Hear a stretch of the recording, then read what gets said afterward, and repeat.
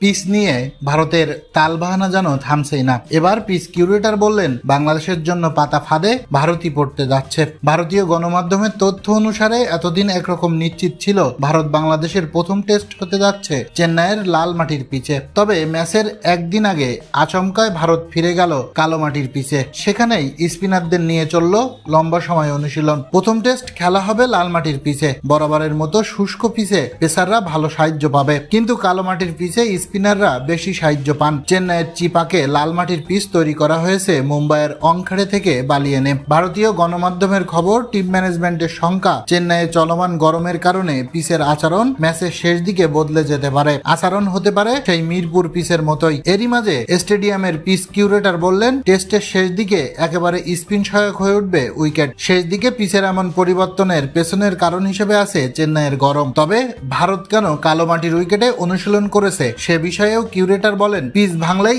স্পিনারদের দিয়ে বল করানো শুরু হবে। ম্যাচের শেষ দিকে স্পিনাররা গুরুত্বপূর্ণ ভূমিকা নেবে। এজন্য হয়তো ভারতের ব্যাটাররা স্পিনের বিরুদ্ধে প্রস্তুতি নিতে কালো মাটির উইকেটে প্রস্তুত হচ্ছেন। এদিকে এমন সংবাদ প্রচারের পর থেকে অনেকেই বলছে ভারত হয়তো নিজেদের পাতা ফাঁদে পড়তে যাচ্ছে। দর্শক, আপনারও কি তাই মনে হয়? জানিয়ে দিন কমেন্ট বক্সে।